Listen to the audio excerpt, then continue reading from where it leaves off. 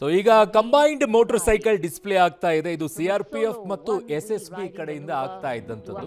ಅದು ಮುಗಿಯಕ್ಕೆ ಬಂದಿದೆ ಈಗ.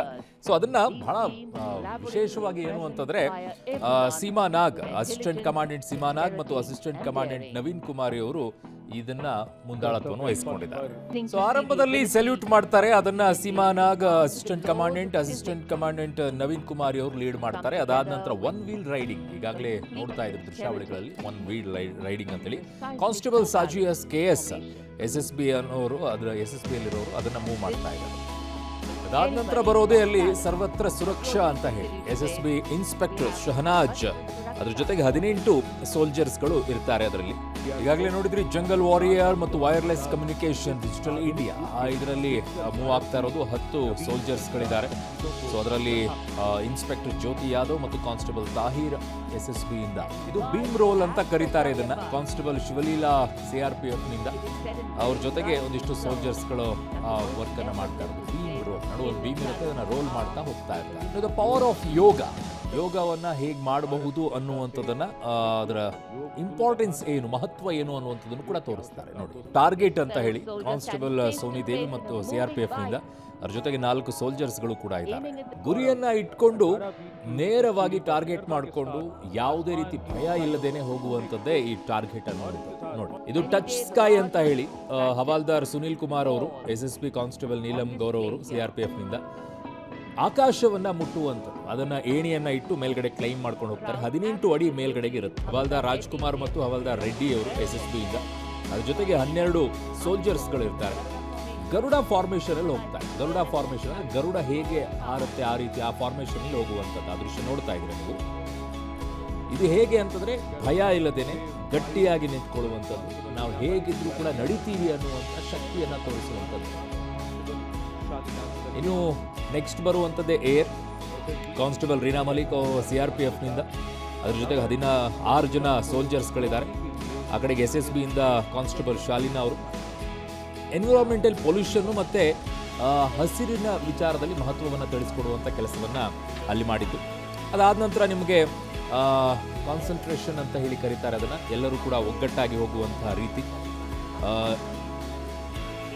ಬಟರ್ಫ್ಲೈ ಫಾರ್ಮೇಷನ್, ನಿಮ್ಗೆ ಆ ದೃಶ್ಯಗಳು ನೋಡ್ತೀರಾ. ಬಟರ್ಫ್ಲೈ ಫಾರ್ಮೇಷನ್ ಅಲ್ಲಿ ಸೊ ಹೇಗೆ ತಾಳ್ಮೆಯಿಂದ ಇರಬೇಕು, ಹೇಗೆ ಇರಬೇಕು, ಸದೃಢವಾಗಿ ಹೇಗೆ ಇರಬೇಕು, ನಮ್ಮಲ್ಲಿ ಒಗ್ಗಟ್ಟು ಹೇಗಿರಬೇಕು ಅನ್ನುವಂಥದ್ದನ್ನ, ಆಮೇಲೆ ಕಾನ್ಸಂಟ್ರೇಷನ್ ಅದನ್ನ ಆ ಮೂಲಕವಾಗಿ ತೋರಿಸುವಂಥ ಕೆಲಸ. ಅದಾದ ನಂತರ ಪವರ್ ಆಫ್ ಕೇಪ್ ಅಂತ ಬರುತ್ತೆ, ಅದನ್ನು ಕೂಡ ನೀವು ನೋಡ್ತೀರಾ. ಅದರ ನೆಕ್ಸ್ಟ್ ಬರುವಂಥದ್ದೇ ಇದು ದೇಶ ರಕ್ಷಕ್ ಅಂತ ಹೇಳಿ. ನೋಡಿ, ಬಹಳ ವಿಶೇಷವಾಗಿದೆ.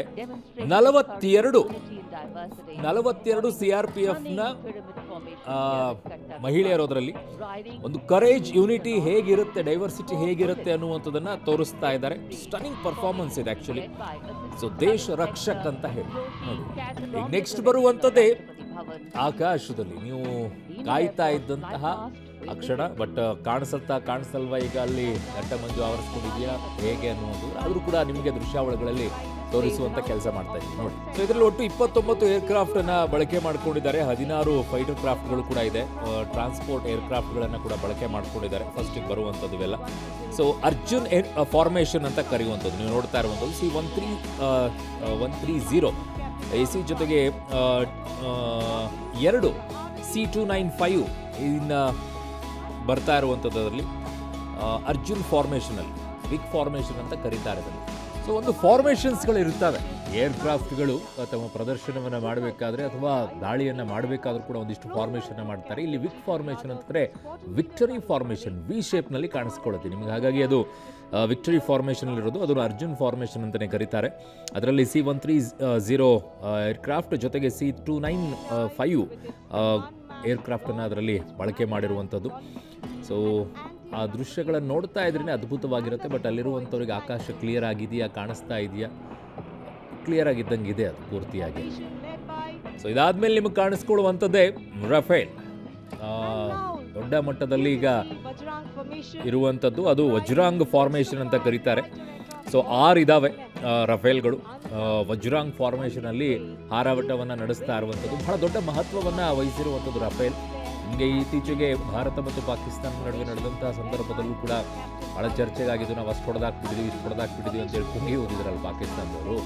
ಯಾವುದೂ ಇಲ್ಲ, ಎಲ್ಲವೂ ಕೂಡ ಸುಳ್ಳು ಅನ್ನುವಂಥದ್ದನ್ನು ಕೂಡ ಇದೆ. ಜೊತೆ ನಮಗೆ ಅತ್ಯಂತ ದೊಡ್ಡ ಮಟ್ಟದಲ್ಲಿ ಶಕ್ತಿಯನ್ನು ಇರುವಂಥದ್ದು ವಾಯುಸೇನೆಗೆ, ಅದು ರಫೇಲ್.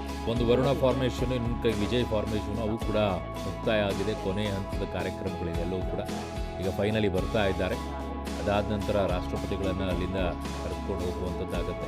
ಕೊನೆಯ ಹಂತ ಈಗ ರಾಷ್ಟ್ರಪತಿಗಳನ್ನು ಕರೆದುಕೊಂಡು ಹೋಗೋಕ್ಕೆ ಅಶ್ವದಳಗಳು ಬರ್ತಾ ಇದೆ. ಸೊ ಬಾಡಿ ಗಾರ್ಡ್ಸ್ ಅಂತ ಏನು ಕರಿತೀವಿ, ಅವರು ಬರ್ತಾ ಇದ್ದಾರೆ. ಅವ್ರನ್ನ ಕರ್ಕೊಂಡು ಈಗ ಮತ್ತೆ ಅದೇ ಗೌರವದಿಂದ ಅವ್ರನ್ನ ಕಳುಹಿಸಿಕೊಡುವಂಥ ಕೆಲಸ ಆಗುತ್ತೆ. ರಾಷ್ಟ್ರಗೀತೆಯನ್ನು ಕೂಡ ಆಡಲಾಗುತ್ತೆ ಅಂತ ಕಾಣಿಸುತ್ತೆ ಈಗ ಅಲ್ಲಿ ಆ ನಡೆಯುವಂಥ ಕಾರ್ಯಕ್ರಮದಲ್ಲಿ. ಸೊ ಅಲ್ಲಿ ನಿಜಕ್ಕೂ ಕೂಡ ಇರುತ್ತೆ ರಾಷ್ಟ್ರಗೀತೆ. ಅದಾದ ನಂತರ ಅವರನ್ನು ಗೌರವಯುತವಾಗಿಯೇ ಕಳುಹಿಸಿ ಕೊಡಲಾಗುತ್ತೆ. ಅದಾದ ನಂತರ ಇನ್ನುಳಿದಂಥ ಕಾರ್ಯಕ್ರಮಗಳು ಕೂಡ ಒಂದೊಂದಾಗಿಯೇ ಇರುತ್ತೆ. ಸೊ ಇಲ್ಲಿಗೆ ಇವತ್ತಿನ ಗಣರಾಜ್ಯೋತ್ಸವದ ಕಾರ್ಯಕ್ರಮ ಅಲ್ಲಿ ಮುಕ್ತಾಯವಾದಂಗಿದೆ. ಅದಾದ ನಂತರ ಈಗ ನಡೆಯುವಂಥ ಕಾರ್ಯಕ್ರಮಗಳು ಆ ದೃಶ್ಯಗಳ ನೋಡುವಂಥದ್ದೇ ಒಂದು ರೀತಿಯಾಗಿ ಪ್ರೌಡ್, ನಾವು ಹೆಮ್ಮೆ ಪಡಬೇಕಾಗಿರುವಂಥ ಕ್ಷಣಗಳಿವೆಲ್ಲವೂ ಕೂಡ. ಆ ದೃಶ್ಯಗಳನ್ನು ನೋಡಿ ಒಂದು ಕಡೆಗೆ ಗಾಳಿಪಟಗಳಿದೆ, ಇನ್ನೊಂದು ಕಡೆಗೆ ಬಲೂನ್ಸ್ಗಳು, ಅಲ್ಲಿ ಜಯಘೋಷಗಳು ಸೇರ್ತಾ ಇದ್ದಿದ್ದು. ಆಮೇಲೆ ಇದೆಲ್ಲವೂ ಕೂಡ ಫಾರ್ಮಾಲಿಟೀಸ್, ಹೇಗೆ ನಡೆಯಬೇಕು, ಯಾವ ರೀತಿಯಾಗಿ ನಡೀಬೇಕು, ಅದೇ ರೀತಿಯಾಗಿ ಈಗ ಬಾಡಿಗಾರ್ಡ್ಸ್ ಬಂದರು, ಅವರನ್ನು ಕರ್ಕೊಂಡು ಹೋದರು. ಅಶ್ವದಳಗಳು ಬಂದು ರಾಷ್ಟ್ರಪತಿ ದ್ರೌಪದಿ ಮುರ್ಮು ಅವರನ್ನು ಅಲ್ಲಿಂದ ಕರೆದುಕೊಂಡು ಹೋಗ್ತಾರೆ. ಗೌರವವನ್ನು ಸಲ್ಲಿಸಿದರು. ಸಲಾಮಿ ಶಸ್ತ್ರ ಅಂದ್ರೇನು, ಅವರಿಗೆ ಗೌರವವನ್ನು ಸಲ್ಲಿಸುವಂಥದ್ದು. ಅದಾದ ನಂತರ ಸಲ್ಯೂಟ್ ಮಾಡುವಂಥ ರೀತಿ. ಅದಾದ ನಂತರ ಅವ್ರನ್ನ ಕರ್ಕೊಂಡು ಹೋಗಿ ರಾಷ್ಟ್ರಪತಿ ಭವನಕ್ಕೆ ಬಿಟ್ಟು ಬರುವಂಥ ಕೆಲಸ ಈಗ ನಡೆಯುತ್ತೆ ಕರ್ತವ್ಯ ಪಥದಲ್ಲಿ. ಸೊ ಕರ್ತವ್ಯ ಪಥದಲ್ಲಿ ಕಾರ್ಯಕ್ರಮ, ವೈಭವದಿಂದ ನಡೆದಂತಹ ಕಾರ್ಯಕ್ರಮ ಈಗ ಮುಗಿದಿದೆ. ಯಾವ ರೀತಿಯಾಗಿ ಭಾರತ ಸಕ್ಷಮವಾಗಿದೆ ಅನ್ನುವಂಥದ್ದನ್ನು ಇವತ್ತು ತೋರಿಸಿಕೊಡುವಂತಹ ಒಂದು ಝಲಕ್, ಪೂರ್ಣ ಪ್ರಮಾಣದಲ್ಲಿ ಅಲ್ಲ, ಸಣ್ಣ ಪ್ರಮಾಣದಲ್ಲಿ ತೋರಿಸುವಂಥ ಕೆಲಸವನ್ನು ಮಾಡ್ತೀವಿ ನಾವು ಈ ಮೂಲಕವಾಗಿ. ನಮ್ಮ ಹತ್ರ ಏನಿದೆ, ಯಾವ ರೀತಿಯಾದಂಥ ಶಕ್ತಿ ಇದೆ ಅನ್ನುವಂಥದ್ದನ್ನು. ಅದೇ ರೀತಿ ಅವ್ರನ್ನ ಹೇಗೆ ಗೌರವದಿಂದ ಕರ್ಕೊಂಡು ಬರಲಾಯಿತು. ನಿಮಗೆ ಒಂದು ಗಮನದಲ್ಲಿರಲಿ, ಗಣರಾಜ್ಯೋತ್ಸವದ ಸಂದರ್ಭದಲ್ಲಿ ರಾಷ್ಟ್ರಪತಿಗಳು ಧ್ವಜಾರೋಹಣವನ್ನು ಮಾಡ್ತಾರೆ.